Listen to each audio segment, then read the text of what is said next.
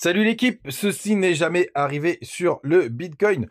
Ce scénario qui va piéger tout le monde, les gars, c'est ce dont on va parler ce matin.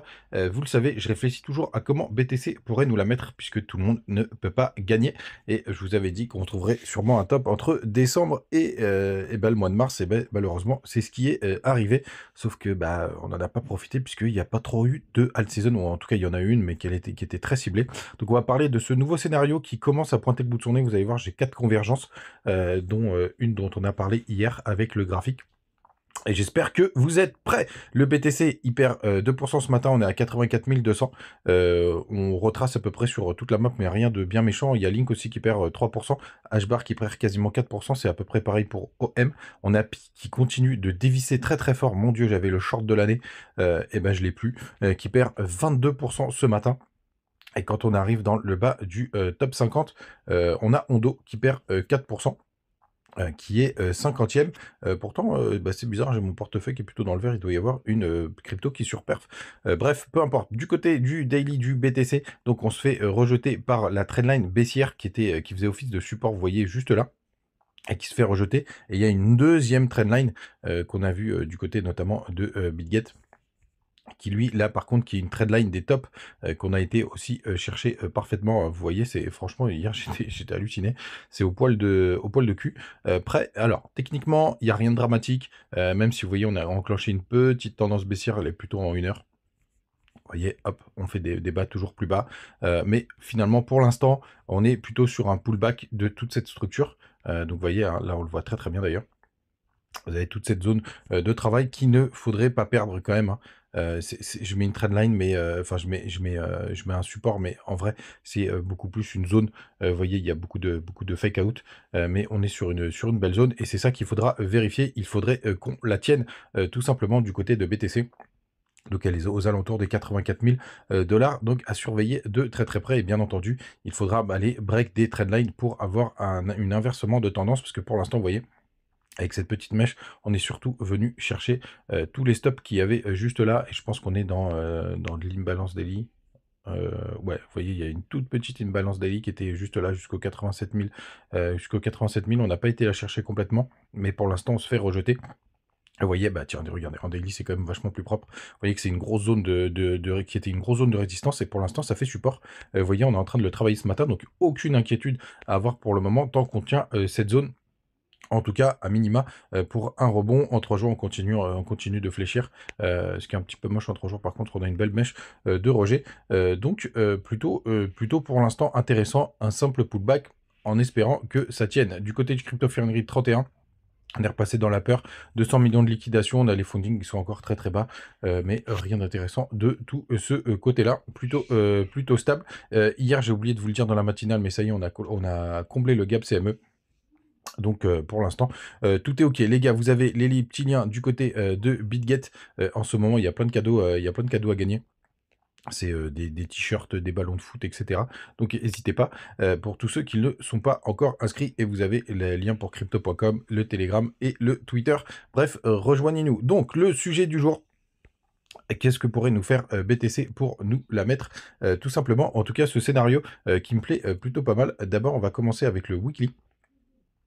Là, désolé, vous allez devoir vous concentrer pour trouver les trendlines, et vous avez quelque chose que BTC n'a jamais fait. C'est tout simplement d'aller chercher, comme une espèce d'escalier, d'aller chercher 3 tops, tout simplement très linéaires. Vous voyez, ici, on a fait un premier top, tac, escalier, deuxième top, tac, escalier. Et est-ce qu'on n'aurait pas, et ça n'a jamais été fait par le BTC, un troisième top, mais vraiment très marqué. Et ça, c'est quelque chose qui n'est jamais arrivé sur BTC. Et pourquoi je pense à ça? Je vais vous montrer quelques graphiques, bien évidemment, pour vous montrer tout ça, pour que ce soit hyper clair. Donc d'abord en weekly, vous voyez, hop, on va regarder juste avant. Ici, on a une trendline qui se forme, vous la voyez, qui peut se former et qui enchaînerait des divergences, puisque vous voyez, en weekly, on avait quand même une belle divergence. Ici, on a fait un top divergent, et le deuxième top, on l'a été plus bas. Donc ça a fait une divergence. C'est des choses qui sont pas mal arrivées par le passé. Et ce serait une divergence qui irait plutôt, qui n'irait pas en zone de survente. Et du coup, ça nous fait cette petite trendline. Alors attendez, il y en a plein.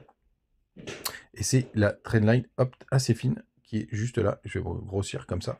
Et vous voyez, hop, ça, cette trendline qui est juste là, tac. Et du coup, on aurait un troisième rebond qui nous ferait justement vraiment une grosse divergence, hein, parce qu'il y a la place, il y a la place de monter.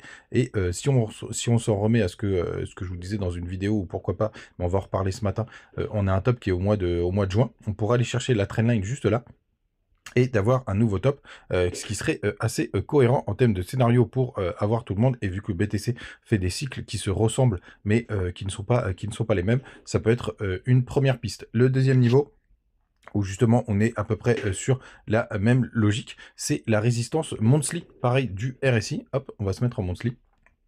Tac. Et voilà, là, dans ces cas-là, on arrive une nouvelle fois sur une trendline. Et là, celle que vous devez regarder, c'est laquelle? Elle est où, ma monthly? C'est la grosse qui est bleue, juste là. Vous voyez, cette grosse bleue. Tac. Et vous voyez, à chaque fois qu'on a un top du BTC, là, vous le voyez. Là, on imagine vraiment bien la trendline. Désolé, c'est très chargé, mais j'ai vu que j'ai des trendlines sur toutes mes time frames. Je suis obligé de les laisser. Et vous voyez, on a une trendline qui se forme à chaque fois sur les tops monthly.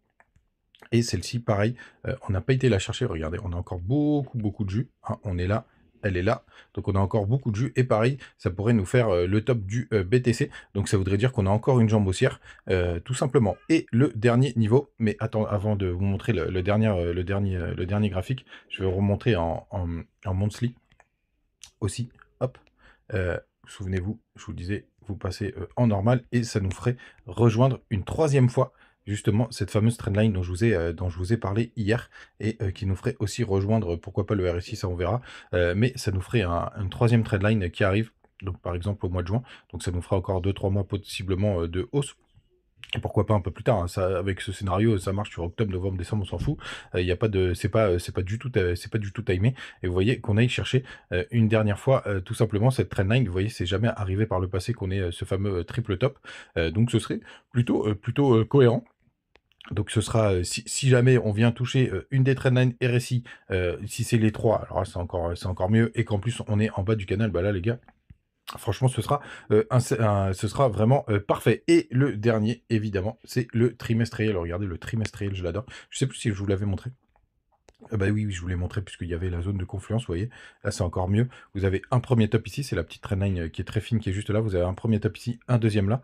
Et pour moi, on irait potentiellement chercher ce fameux troisième top sur le trimestriel, tout simplement. Et comme je vous disais, c'est là où je vous disais qu'il y aurait peut-être à la fin du bull au mois de juin, dans ces eaux-là, puisqu'on a une grosse zone de confluence, puisqu'on a aussi une trendline trimestrielle aussi sur le RSI, vous voyez, tac, juste là, et pareil qui est indiqué les tops du BTC, donc ce serait vraiment très intéressant, et bah, on a plein de confluence aux alentours du mois de juin, donc ce fameux triple top. N'hésitez pas à me dire ce que vous en pensez en commentaire.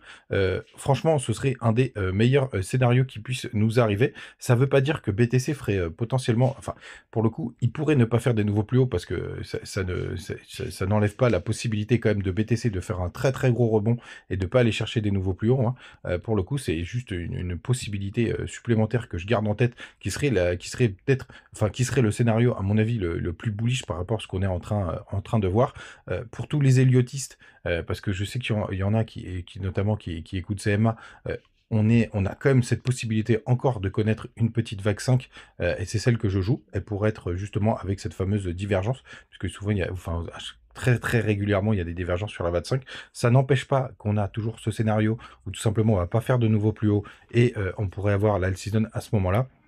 Mais quoi qu'il en soit, les gars, là, je suis quand même plutôt à minima sur un joli rebond, tout simplement, tant qu'on tient les 84 000 $. Ce serait quand même une possibilité quand même assez forte. Vous voyez d'ailleurs, ça fait un moment que vous avez ce scénario qui est là, justement. La question c'est, est-ce que on va aller faire des nouveaux plus hauts ou bas? Mais à court terme là, je vise quand même un rebond. Les gars, vous savez tout, passez une très bonne journée. N'hésitez pas à me dire ce que vous en pensez en commentaire. N'oubliez pas les petits liens du côté de BitGet pour ceux qui ne sont pas encore dessus, et de crypto.com pour la carte. Ça reste quand même hyper chouette. On se retrouve demain, ciao.